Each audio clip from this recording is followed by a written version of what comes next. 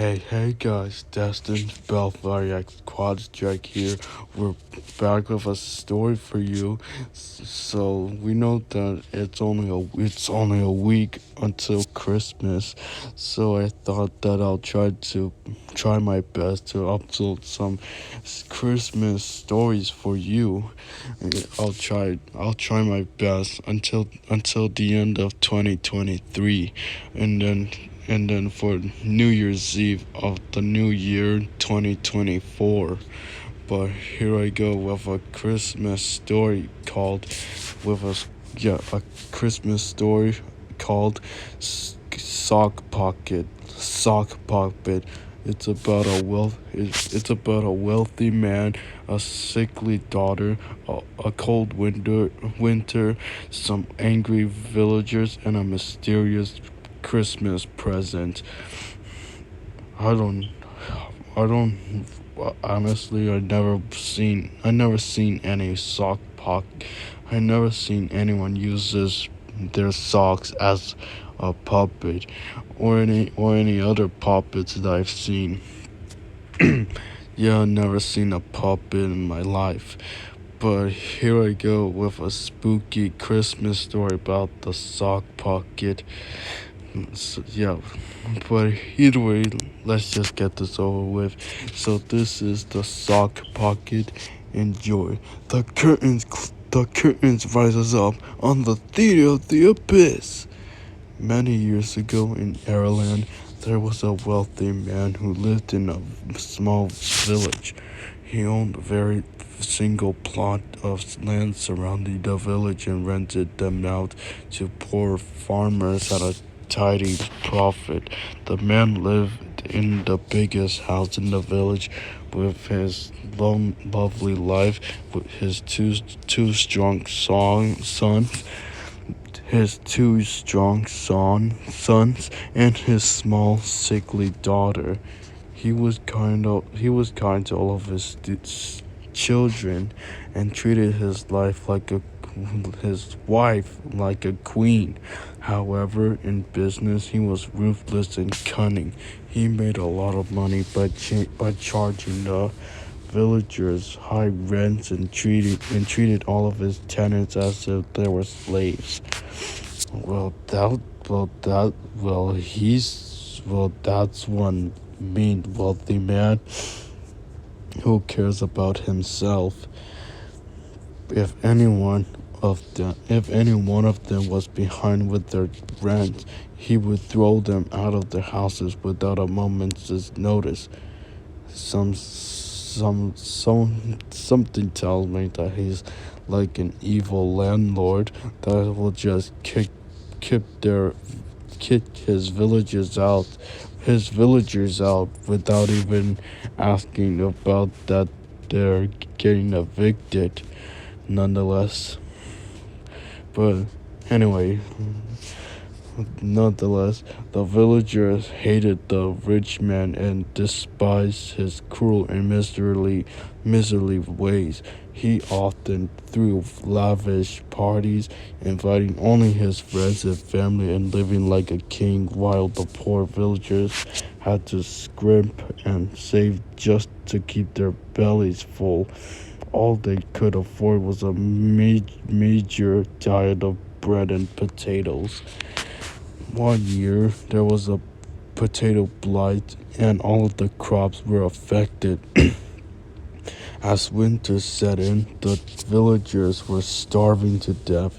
The rich man paid no attention to the troubles of his tenants and responded by raising the rents. Then, as if that wasn't enough, he threw a Christmas party for his friends and family, where they enjoyed an enormous feast and drank sarcastic toasts to the plight of the starving tenants. That night, one villager arrived at the door bearing a gift. He said it was a Christmas present for the rich man's daughter. The girl opened the present and found a sock puppet inside. The villager said he had knitted himself and asked if he might have some food. In return, the rich man handed the villager one single solitary potato and sent him on his way. What? Just only one solitary potato for that guy? Man, that rich man is so greedy. Anyway, although it was a hideous old rag, the daughter seemed to love the sock puppet. She named it Charlie and put it on her bed, showing it to everyone at the party. That night, after the party was over, the father was going to bed. He paused at his daughter's bedroom door and looked in on her. She was fast asleep. Just as he was about to leave, something disturbed him. The sock pocket was still on her hand, and its plastic eyes seemed to be staring straight at him. He ignored it and walked out, thinking he was just imagining things. That night, as the rich landlord and his wife slept in their chamber, they heard a knock at the door. It was their daughter. Mama, Mama, Papa, Charlie says he needs to speak to you. I, Mama, Papa, Charlie says he needs to speak with you, she said. They saw their daughter walk in, blood dripping from one hand and the sock pocket on the other, staring at both of them. Just ignore that. Charlie already spoke with Jacob and Michael. Who's Jacob and Michael? Said the daughter, moving the sock pocket to his mouth as if it was speaking. Now he must speak with you. For weeks, the rich man's house lay eerily silent. The villagers had saw no candles in the windows and no smoke from the chimney. Eventually, they decided to check on the family, and what they discovered shocked them to their very core. In the living room sat the two brothers. Both young strong men had their heads twisted off and placed on their hands as if the heads were puppets.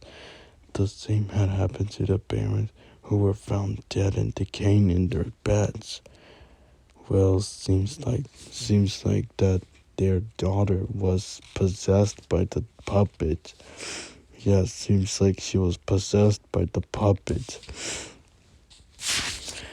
The most disturbing sight of all was the little girl. She was sitting in the corner of the bedroom, her severed head balanced upon one hand, smiling sweetly with her eyes wide open. On the other hand was the sock puppet. Due to the rigor mortis, her arms were sticking out, and it seemed as if the two hands were speaking to each other. Just recently, a family moved into the house. They moved to the country because the family doctors said it might help their sick daughter recover from her illness. Everything was fine until one night when the mother heard the daughter calling out to her. Before the mother could open the door, she heard her daughter talking. She peeked in, and the girl was fast asleep. What did she need? Said honey, asked the father when his wife returned. The mother paused before speaking. I have no idea, she said. The poor little thing must have been talking in her sleep. Do you know where she got that awful sock pocket? She was wearing it on her hand, and it almost seemed like it was staring right straight at me. Oh, oh man, the same thing happened to this. The same thing happened, except to to the other family that moved to the house. And forget what I said about that I thought that the girl was possessed, that the other sickly daughter was possessed by the puppet. the puppet had a that sock puppet was looked like as if, I mean, the sock puppet sounded like as if it has a mind of its own. Well, that was one spooky Christmas story. But either way, but alright, guys. So that was the sock puppet. If you, I mean, so that was the sock puppet. If you guys enjoyed this video, please like, comment, subscribe, and I'll see you in the next Christmas story for you. The curtains closes up on the Theater of the Abyss.